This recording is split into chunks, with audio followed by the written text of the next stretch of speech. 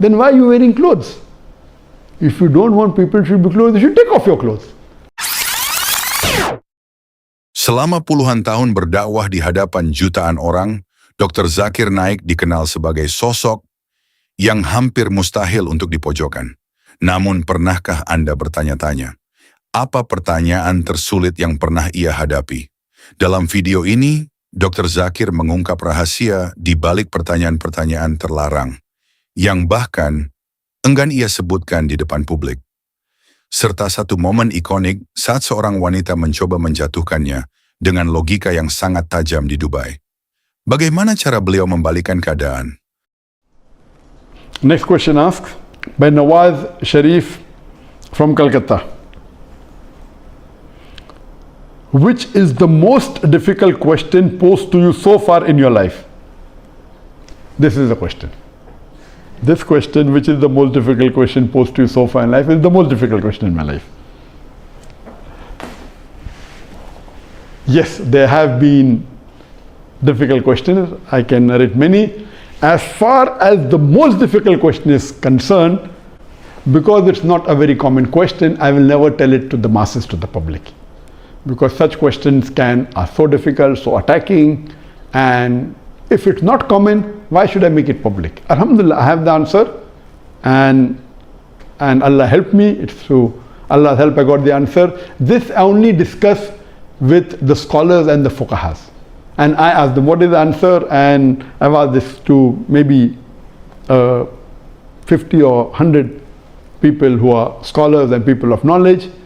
And unfortunately, the most difficult questions have not been answered because of the intricity, not because of the knowledge based, it is the intricity of the question.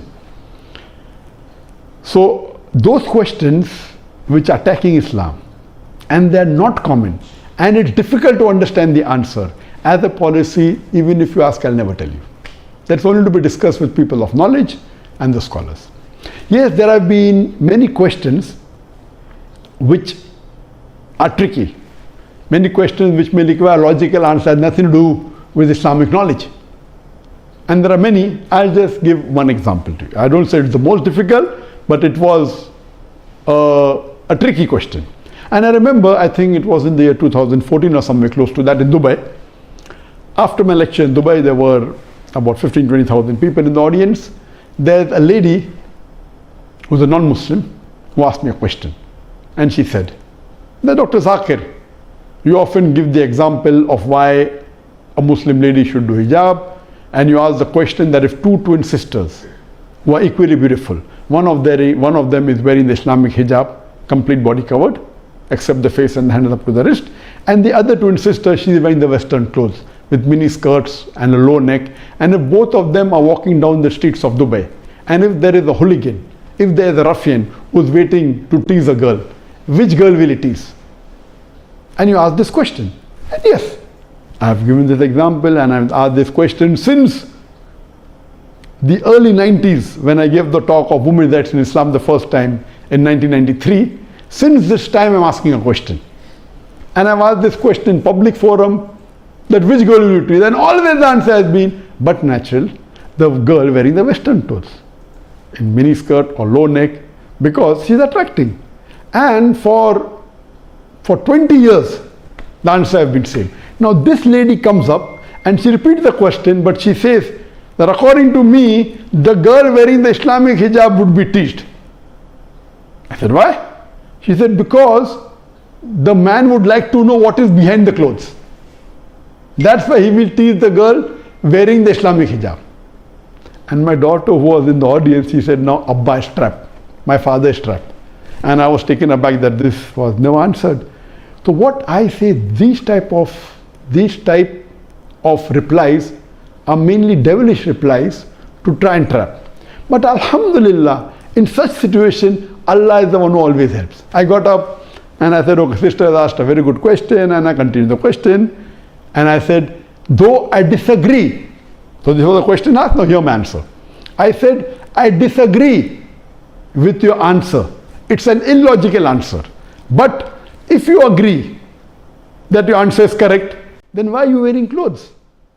If you don't want people to be clothes, you should take off your clothes. And believe me, that woman was so embarrassed, and that was a very good slap to her reply, to her question, which was a devilish question. She went back and she sat quietly. So these types of questions by non-Muslims who come to attack you, it has got nothing to do with Islam. My answer was logical. But what I told, okay, I disagree with your answer, but if you agree with your answer, why are you wearing clothes? And she was wearing clothes. I said, why are you wearing clothes? And so these type of questions, the answer should be with hikmah. Udu ila sabili rabbika bil hikmah wal mu'azit al hasna wajadum lati ahsan. Invite all to the way of thy Lord with wisdom and beautiful preaching, and argue with them in the ways that are best and most gracious.